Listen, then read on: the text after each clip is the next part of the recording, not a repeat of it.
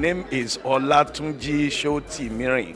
I'm a performing artist and, television radio presenter and a university lecturer, Unilag. Keep watching Souq News.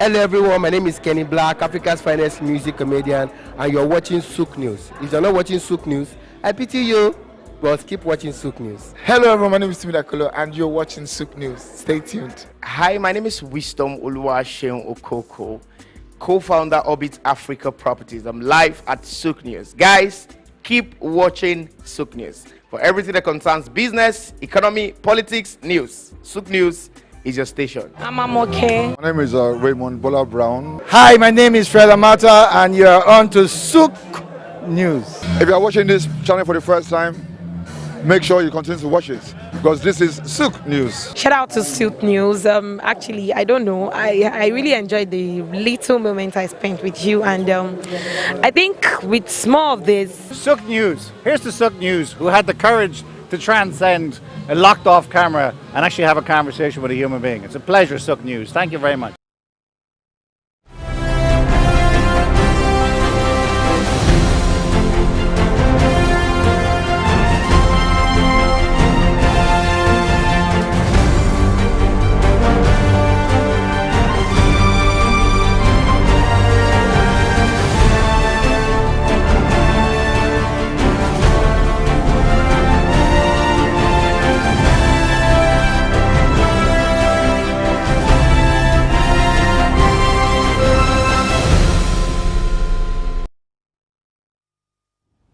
Yes, hello and welcome to Souq Sport. This is that program of yours where we get to put our torchlight on development agencies. We look at government policies. We look at businesses and how all this affects each other. If countries need to grow, then they need to do things positively. On Souq Pulse, we get to talk about it. We might argue about it. We'll agree, we'll disagree about it. But at the end of the day, we'll come to a particular recommendation and say, hey, if we need to move forward, these are the best practices to follow. My name is John Rogers Jukes, and it's a pleasure to be your presenter today. I'm not alone. As you know, I'm still here, and I'm stuck with my co-presenter, the beautiful one. Grace, how are you doing? I'm fine, thank you. Good afternoon. Of course, we are here again on Souq Pulse. Just as you know, we are business-driven, very particular about making policy statements that changes the world, and of course we speak to developmental issues that helps the economy to grow, not just in Nigeria but across the world. Yes, we are here. Yes, we also are here with our one and our only Dr. Idahosa. Sir, you're welcome. I'm honored to be on Souq Pulse. Yes, let's see how the pulse is and whether there is some life in it, and see how we get to see the nation and the entire continent of Africa doing well and healthy and alive. Okay, yes, on Souq Pulse today, if you followed us in the last 3 episodes, we've dwelt a lot on Africa, Africa, Africa. They say charity begins at home. Oh, yes. So we start from home and we spread our tentacles abroad. Today we'll be looking at the ease of doing business in Africa. Yes, you heard us right. The ease of doing business in Africa. Africa is the new bride. And for Africa to develop, we must be productive. Not just productive, positively, intentionally productive. And for this production to happen, businesses need to excel. And for this to happen, not just businesses within Africa, but businesses that we are trying to bring in and those that are homegrown.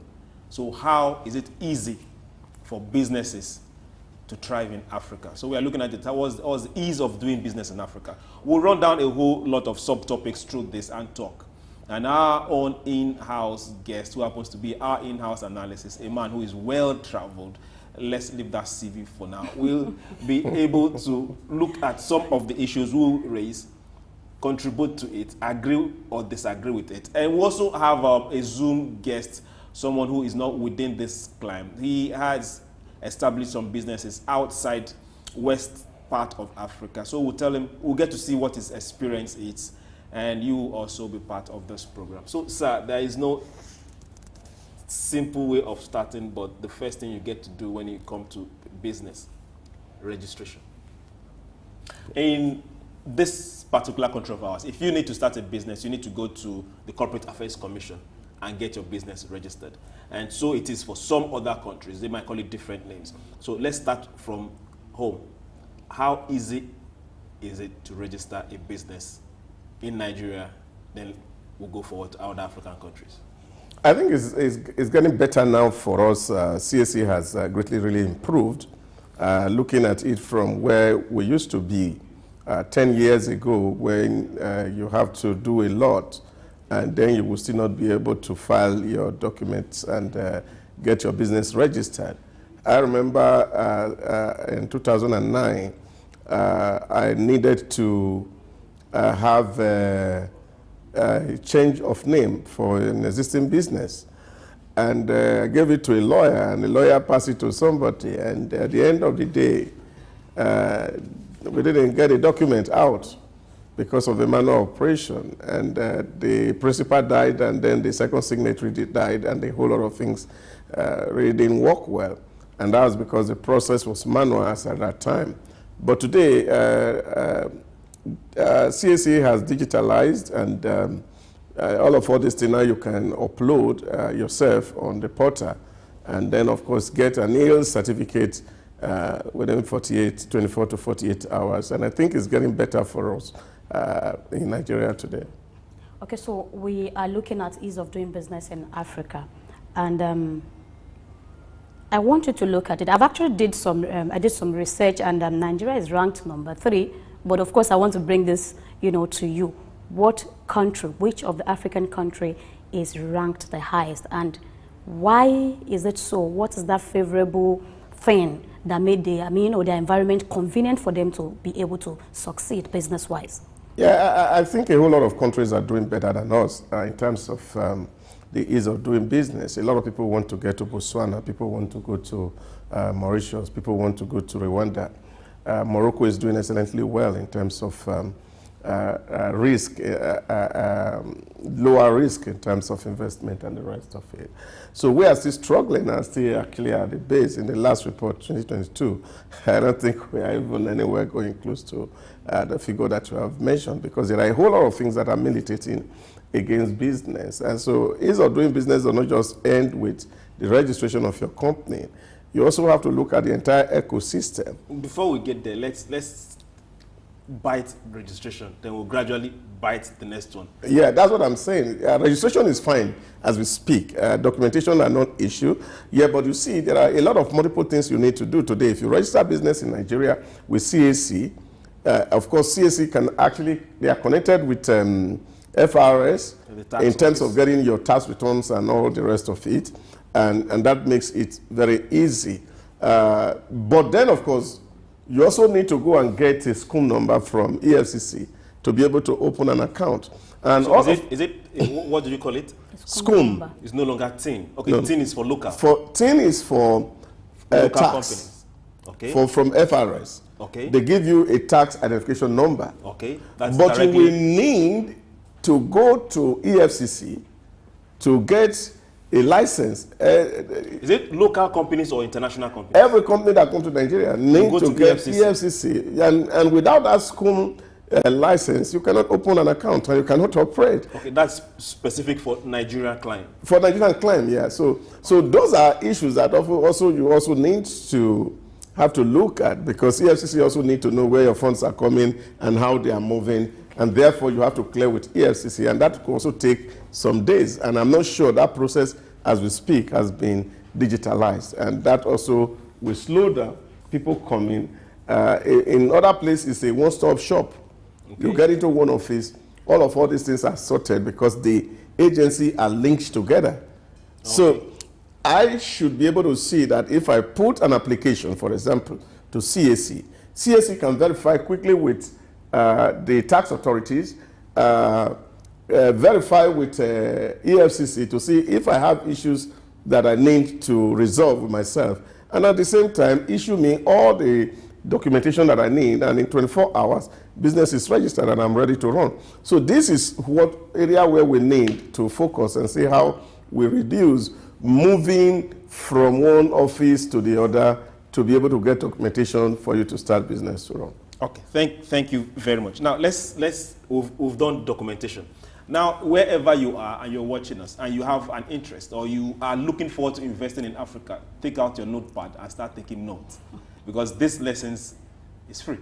Let's now look at location, siting the business, looking vis-a-vis if it's an industry or something that needs physical office space that you need to site somewhere. How easy is it to get a land to site an industry? Let's say Africa, Nigeria, for example. How easy is it to get office spaces within this continent?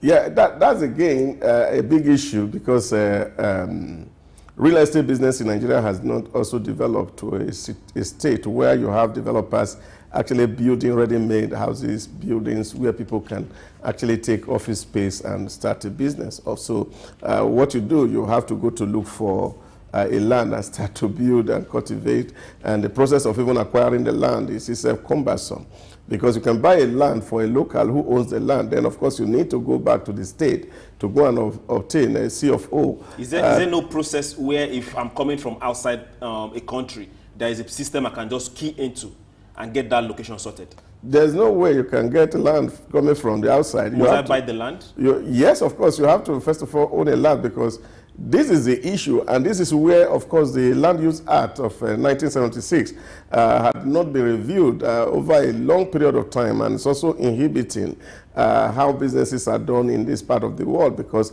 the Act says that land belongs to the state, and therefore people are owing land, but they don't have certificate of occupancy, and state does not have land to sell to anybody, really, or to allocate to people. That even if states want to allocate land, they will still go to the indigenous who are the original owners of the land to go and settle them. Then, of course, say, okay, I'm going to take this land, I have properties in it, and somebody is going to buy all these things, and this is all costing money. So that if the state is allocating land to businesses, they will have to offset the cost of the land from the landowner. But yet the law says that the land belongs to the state, and then, of course, you will eventually go to the state to obtain certificate of occupancy to be able to use the land. So all these are cumbersome process in terms of looking for space to build business in Nigeria, really. Okay, so talking about having business in Nigeria, so I will come to, I like to do a lot of research anyway. So I checked the publication, and it says that as of 2020, Nigeria's global ease of doing business ranking stood at 131. So there is a graph. I would like you to look at it, right? So starting the business, it says that Nigeria is at 86.2%. Yes, this is the graph displayed. Getting credit, 85%. Dealing with construction permits, 73.6%. Protecting minority investors, 72%. Enforcing contracts, 61.5%. Paying taxes, 53.7%, getting electricity, 47.4%, resolving insolvency, 30.6%, registering property, 29.5%, and trading across borders, 29.2%. How true is this? How true? Well, for me, the figures are quite conservative, if you will ask me. We're all sitting down here. We know getting, for example, credit from Nigerian Bank is like you have to go to the grave to bring in your great-great-grandfather that is dead. As collateral. Oh, yes, because you can have sex. And then, of course, there's cut of personalities you see within that industry that, of course, this money move around some certain circle. So depending on who, access to credit is still a problem here, and it's massive. It's huge. That's one part. Now, you also look at the interest rate, for example. If you want to start a business in Nigeria and you are going to get a facility, the cost of procuring capital in Nigeria is quite expensive. Quite expensive. And it's one of the most expensive all over the globe. Is it just in Nigeria? Is it something peculiar to Nigeria, or is it across Africa? Yeah, but that is what we're saying, because you see, like everybody says, if Nigeria wake up today, the whole of Africa will be fine. That is the truth. So Nigeria should actually be the model for Africa to follow. So you can't talk about Africa without Nigeria. So once Nigeria get it right, even the people in other countries of the world, all the part of Africa have gone through, whether it's the North Africa, East Africa, Central Africa, the West African sub-region here, the southern part of Africa, everybody understands this principle that if Nigeria gets it right, the whole of Africa gets it right. So this is why I'm really majoring on what happened in this place. So access to credit is still very difficult. And that's one point.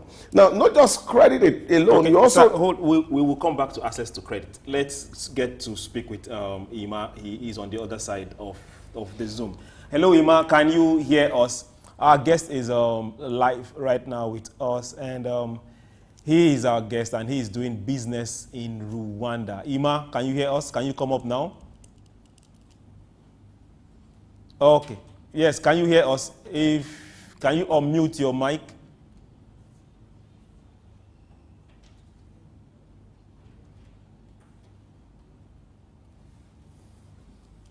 Ima, we are waiting for you. Just unmute your mic, give us a signal, and let's hit this ball. Okay. Yes, you were saying something about access to finance. You see, that's a big deal. We just have spoken about the registration of business, and of course, when we are looking at registration, we have seen that, of course, is becoming better really today. But you also look at issues about taxation, and you see the multiplicity of taxation. There are even unregistered levies that people have to pay to do business in this part of the world.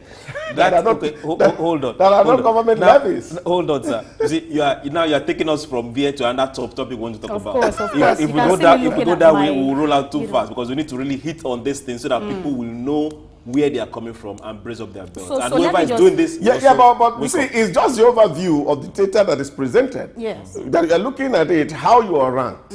And you are thinking, and that's why I said the ranking is conservative. Okay. It's just like dress rehearsing us. When I saw it, I was like, can this be true? Because it's worse off than you can imagine. These are real critical issues. And one issue that also have not been taken care of is the fact that I have consistently spoken about the rise of non-state actors within our environment who are becoming... Can we put a name to some of these non-state actors? No, there are so many. Yes. Now, take for example... Good, thank you. After the October 20 protests, end SARS protests, you find that a certain group of personality has emerged in Lagos here, who somewhat are enforcing some unwritten rule here. What sort of rule? If you say tomorrow now you want to open toll gates, you will see some people who are present. So to pay, settle us. Not necessarily settle us, that you can't do this business. So that they can't open it you can't open it to do business. And now, if you say you want to start to toll that gate today, you will see people in that gate and say that this is not going to be possible. And now they are waiting for government to mobilize, and then, of course, either you have police, tear gas, and then, of course, you have plenty story to tell you about the government. And so government is conscious. Okay, now, aside this one, do they also affect other people's business? Like private business, setting up private business? I will come to that. Okay.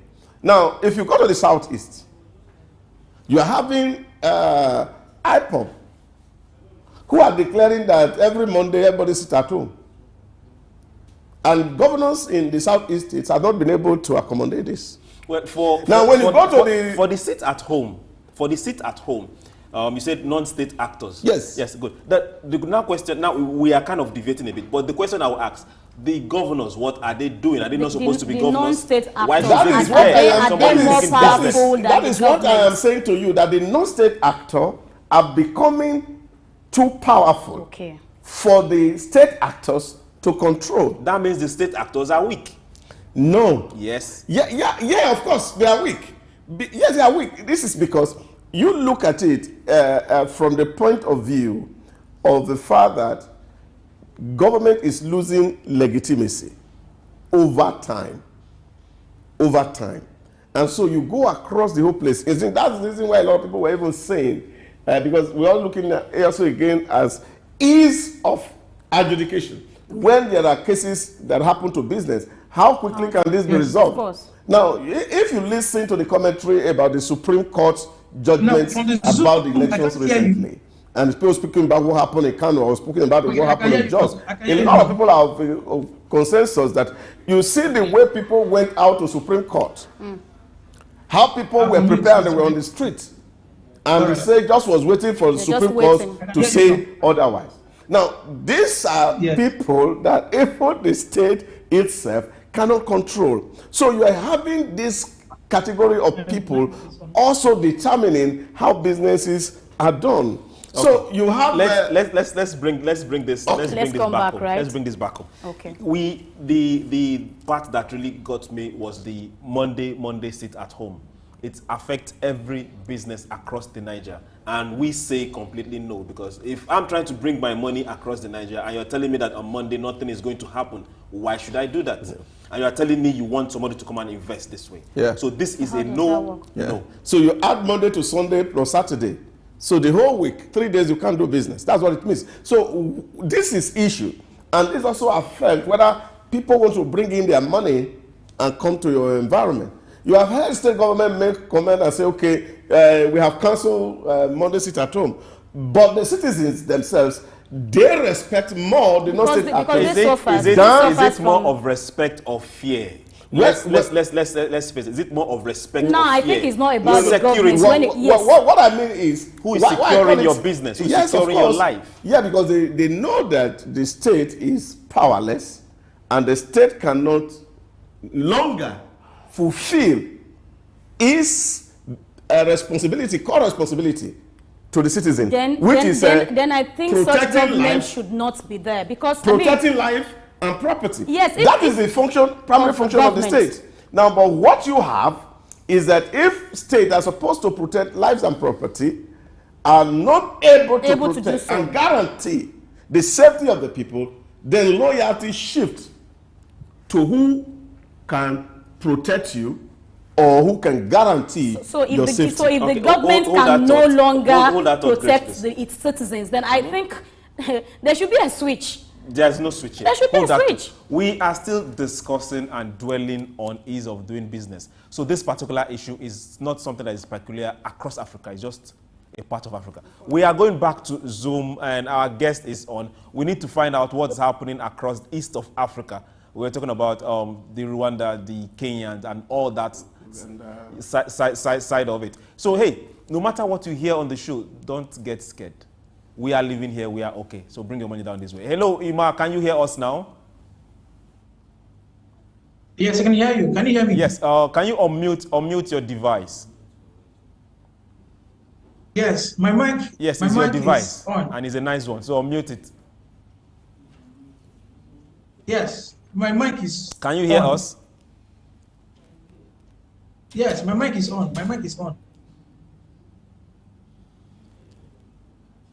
We need to really get his feel from that part of the divide. So, sir, let's leave the matters that are likely going to divide this particular section. Now, let's go back to where you were before we said let's place a pause, not pause. Sir, let's talk about taxation. Now, this is the fear of a lot of businesses, and for those that have opened, when I open a business, I expect I should pay tax to the state. I should pay tax to the federal government, depending on where I am and what I'm doing. But when you get to see some collection that you really you can't account where they are going to. My mic is on. How can we put an end to that? How can we have one source of tax? Yeah, this is also an issue that I've spoken to. As a social scientist, I like to integrate with society a lot. Okay. This morning, I decided to take a public transport from Ikeja to the island here. And I can tell you exact spots. At the Secretariat bus stop,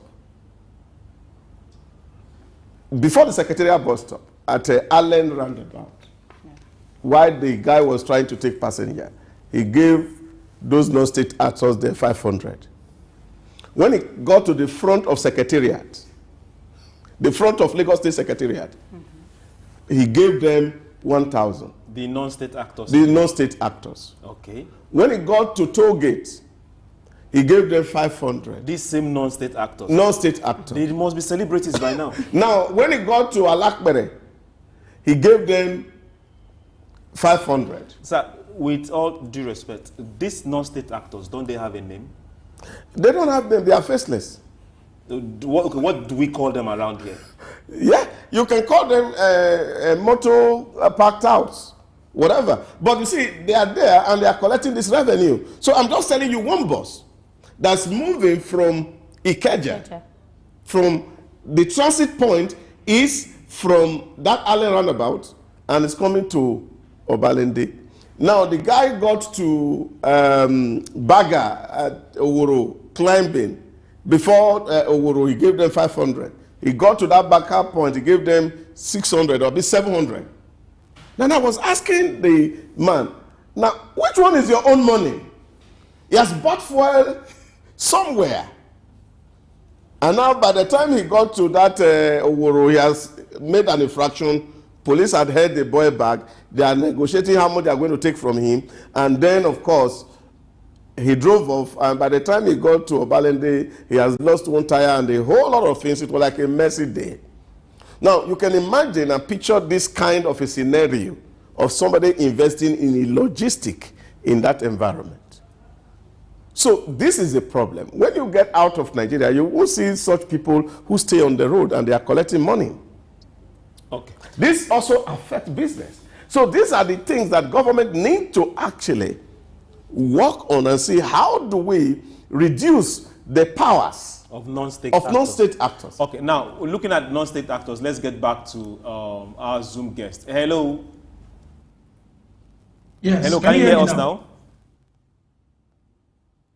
Just say something. We can't hear you. Speak up. Speak up. Now we are looking at ease of doing business, and we want to talk to you.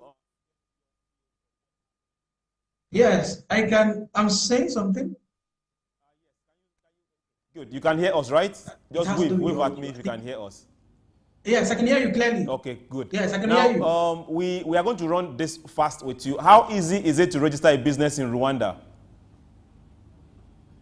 Okay, basically it takes 1 to 2 days. That's 24 hours, maximum 48 hours to register a business in Rwanda. It's very easy. It just as long as all your documentations are correct, you get it in less than 48 hours. In less than 48 hours. Okay, good.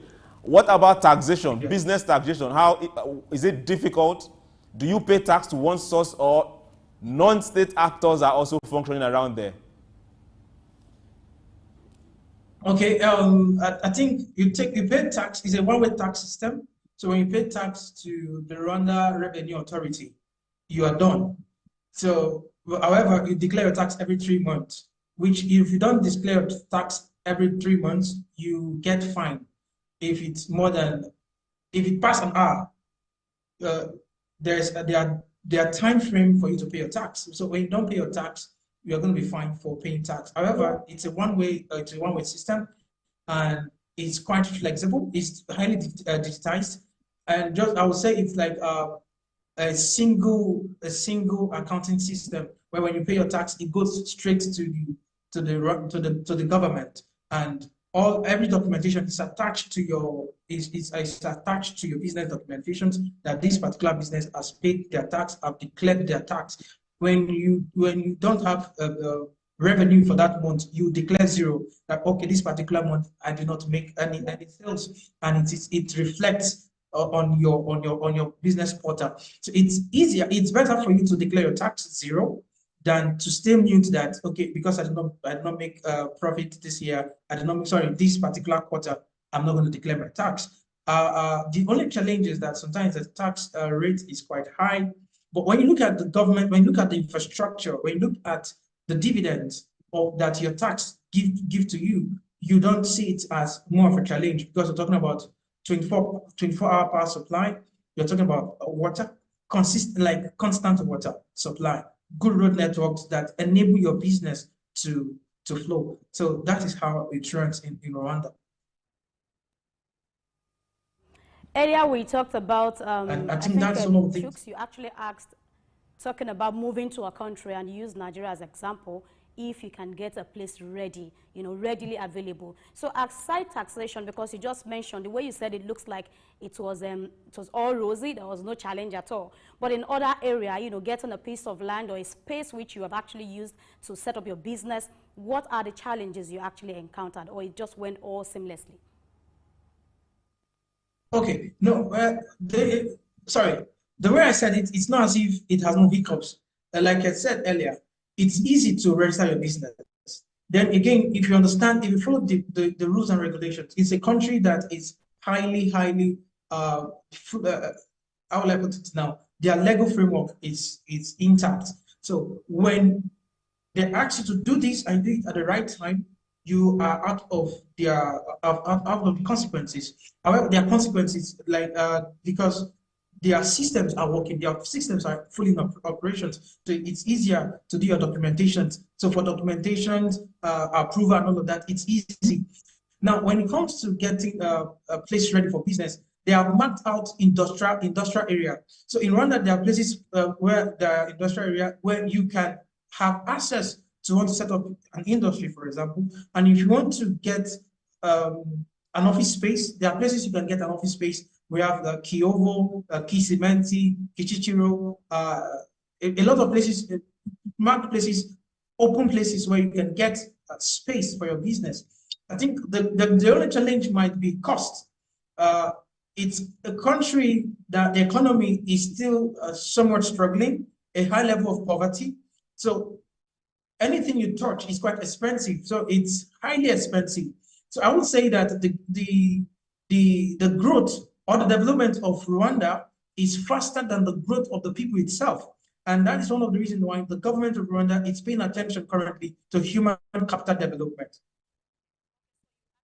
Waters, if you ask me, like you've tried something here in Nigeria before moving to Rwanda, and how would you compare, profitability? You've tried something here and there you are again in Rwanda doing business. How would you compare the level of profitability in your business? All right, aside from the fact that you enjoy security, the country, Rwanda has a high level of security so that you're walking on the way, you're not afraid. You don't have any Monday sit at home. You're not being confronted with issues that will make your heart to panic in terms of security. Aside from security, aside from a working system that you don't need to, you don't have too many bottlenecks. You don't have too many bottlenecks that is affecting your business, and you don't have people knocking at your door asking for multiple tax. You're paying to local government, you're paying to individual, you're paying to state, you're paying to the federal government. Aside from this benefit, you cannot compare any other country in Africa to Nigeria in terms of profit. No matter with the insecurity we have, Africa has 11, if I'm correct, 11 unicorns, and 7 of these unicorns are in Nigeria. Let me say, Money Point just started, and Money Point is already talking about a $1 billion transaction. So you cannot take profit out of Nigeria. Nigeria is profitable to run business in Nigeria when you take out security and other bottlenecks from business in Nigeria. Nigeria is still the place to build a successful and a fast-growing business.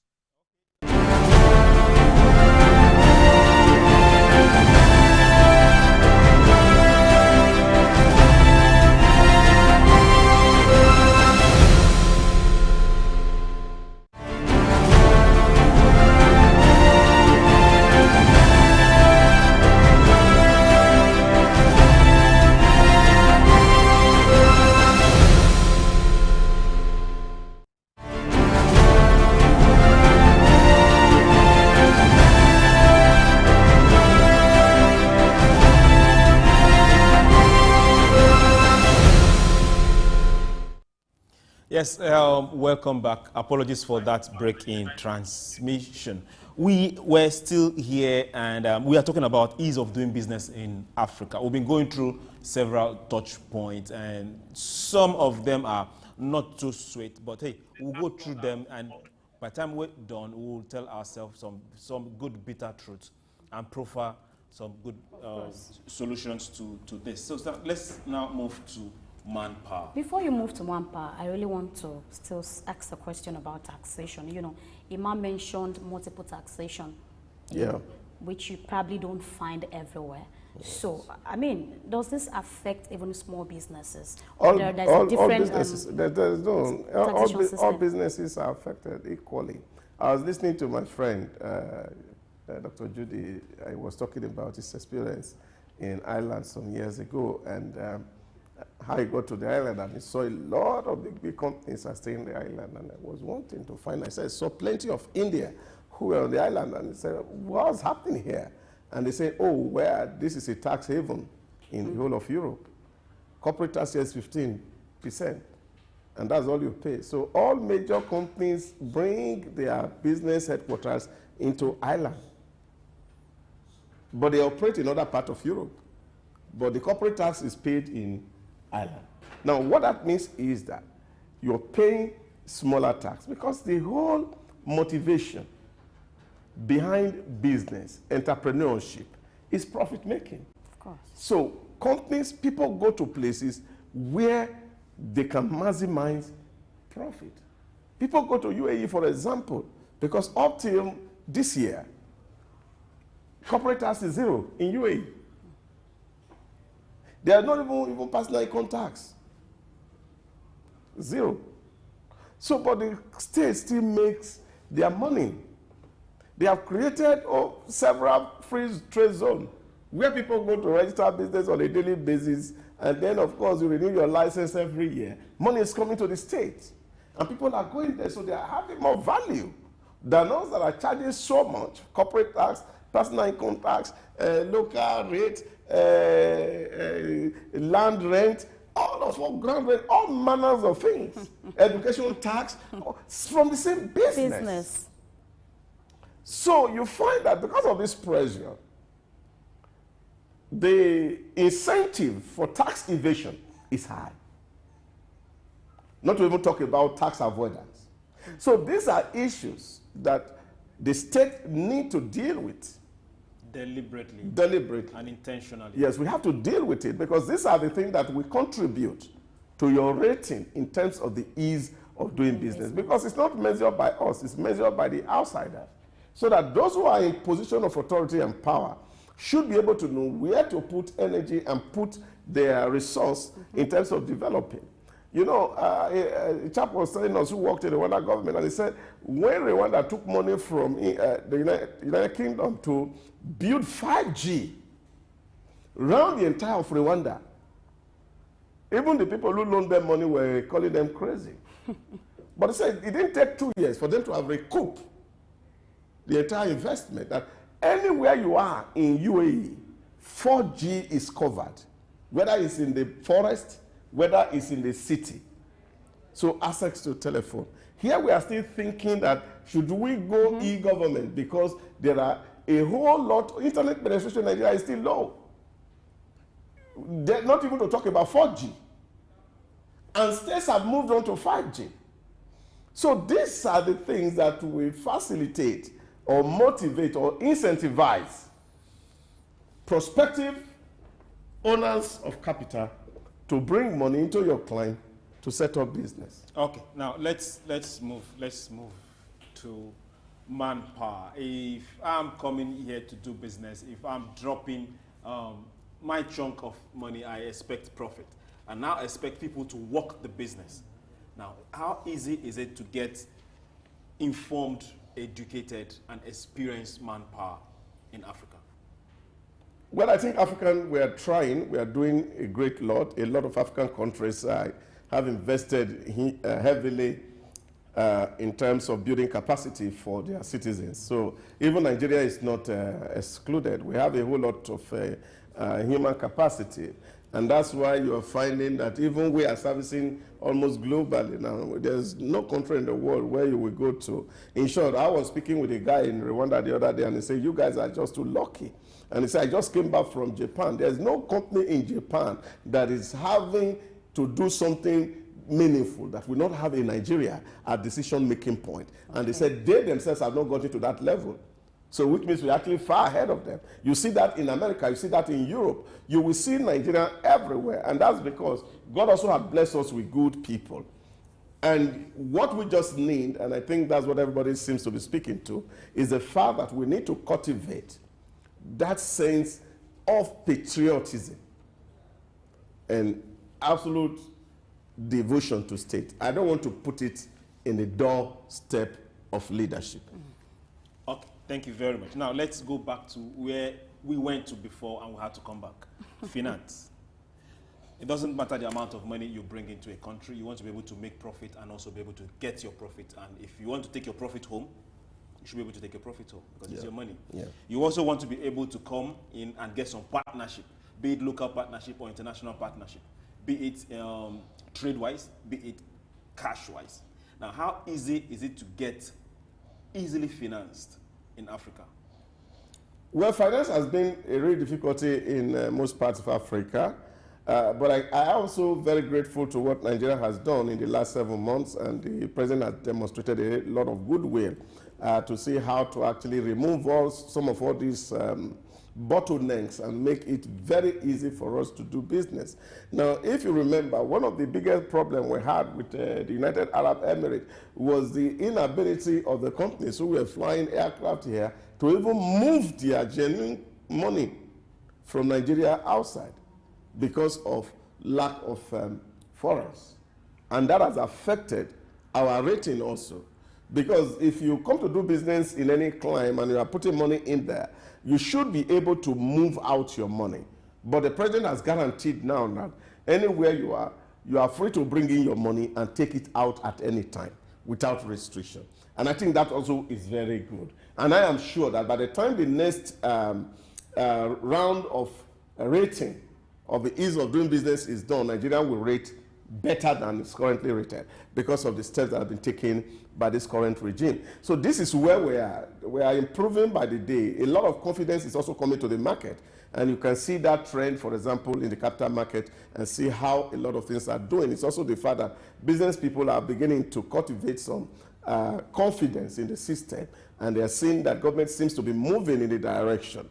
That this idea about collectivism is also being addressed by government in a way, although we are not doing that sufficiently enough, that we should allow libertarianism to really drive the process in Nigeria. And that is the only way that we can cultivate and grow an economy where people are free to do business and they do it on their term, and government is not coming in between. Okay. And so once governments are not coming in between, and all that government does is just to facilitate trade, you will see prosperity spread, and then people will bring money to do business here. Okay, so recently the news about foreign countries, foreign products, companies leaving Nigeria has been out there. And we are looking at the ease of doing business in Nigeria. When you look at the reason why most of these companies decided to leave is because of the challenges, inconveniences, in doing business in Nigeria, talking about exchange rates and, all of that, taxation included.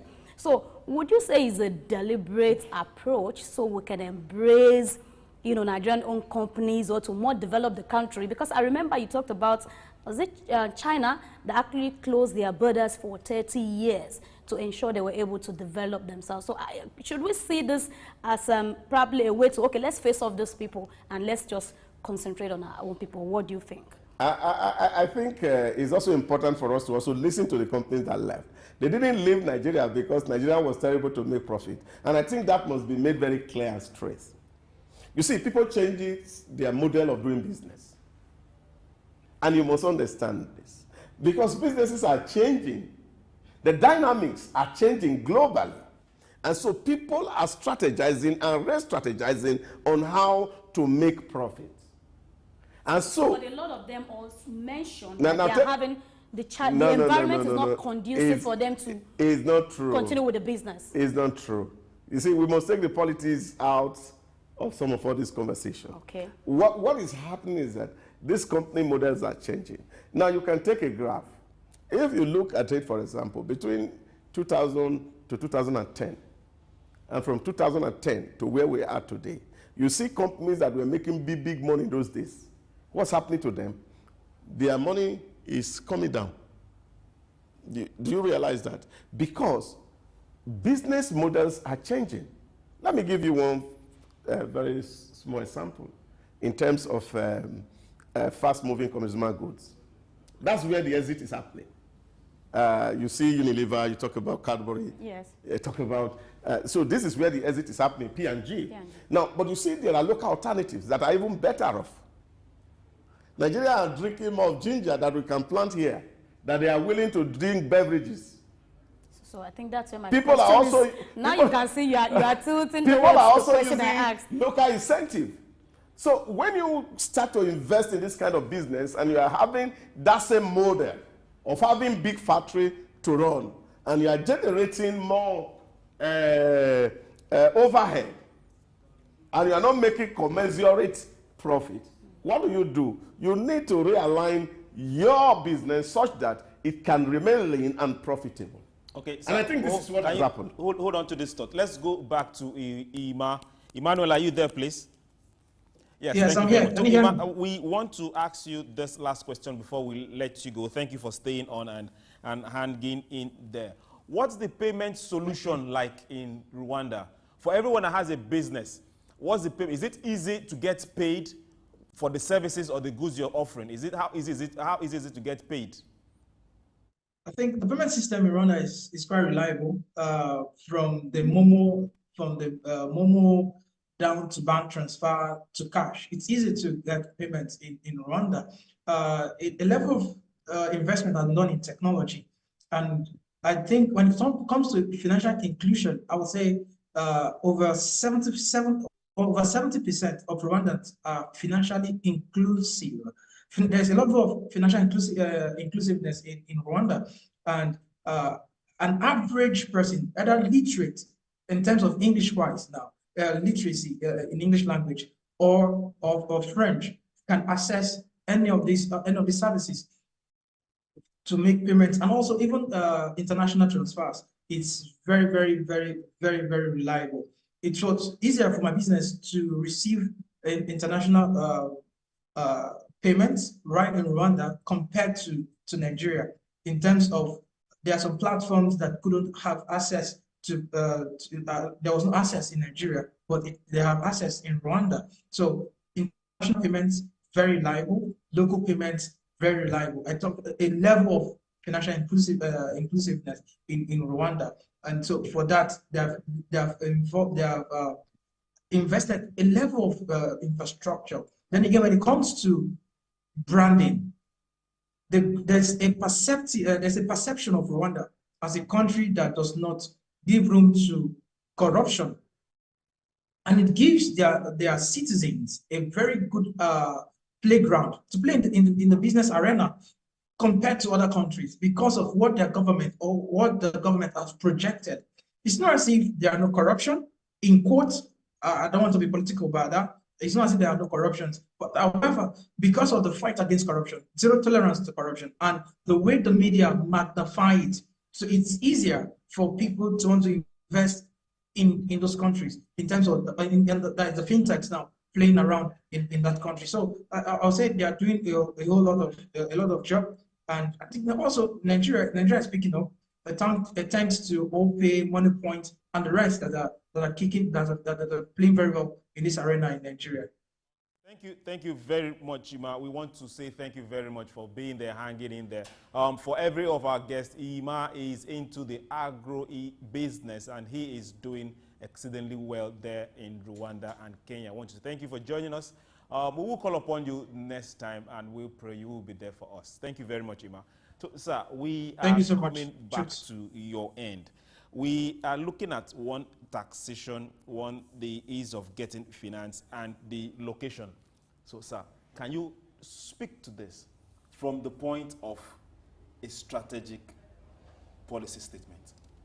Yeah, I think I'm also happy that the president also has chosen an egghead to drive the Ministry of Finance and the Central Bank of Nigeria.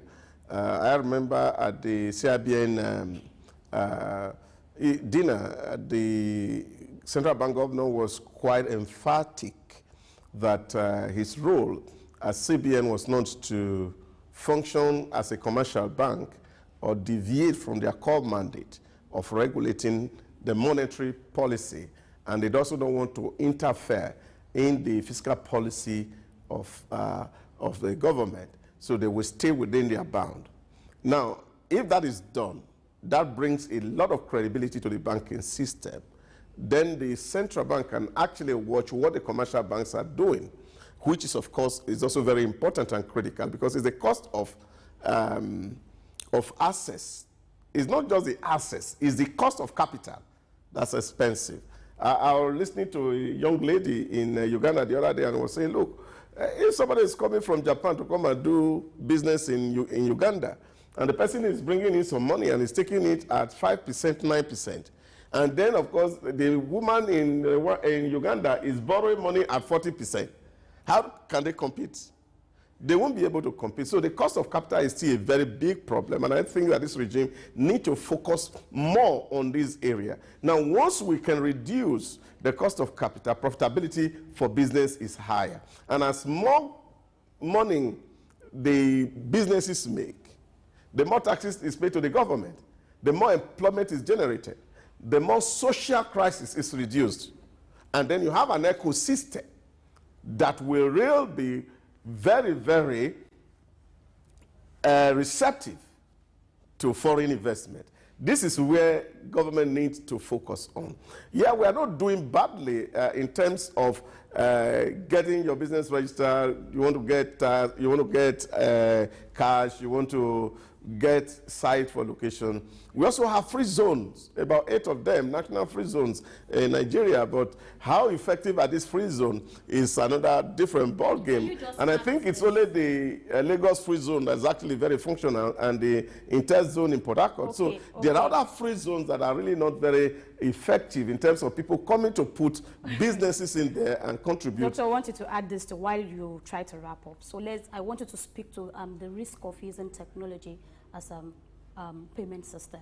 You know, Ima talked about Rwanda, the improvement they've made so far. Nigeria, where are we? So while you put all of this together, I wanted to also speak to that. Yeah, I took some couple of functional of government officers to Rwanda, and we visit their payment gateway. They call it Irembo in Rwanda. They collect all the revenue for governments. And that's one gateway that the Rwanda government get all its revenue. They call it Irembo. So it's very easy. And I was asking the chap who interfaced with us and gave us how their system run. And I asked them, had there been any attempt on this system? And they said no. No. You see, but these are issues that we can actually also address, and depending on what we come up with. Technology is the way to go. The whole world has digitized, so we can't run away from that. Yeah, there are some few risks that are associated in terms of hacking and the rest of it. But you see, once you are warehoused in places where your firewalls are strong and you are double protecting your assets, these things are not, the risks are minimal. But the real truth of the matter is that if Nigeria must advance, we must embrace technology. We must embrace artificial intelligence and all the emerging blockchain technology to drive the process so that people can fully bring in their money and take them out without any leg or hindrance. Thank you. Thank you very much, Doctor. We have also observed as a policy statement that 1 hour is not enough for this particular program. And we want to say thank you to everyone that has been sitting down there and watching us. We are heading out. I want to say this, wherever you are, Africa is the bride. Come in here and invest. Everything is possible. If you believe, we believe. Souq Pulse will be back tomorrow. My name is Souq John Rogers. And my name is Grace Komolafe. Until tomorrow, we see you again. Do have an amazing time out there. Bye-bye.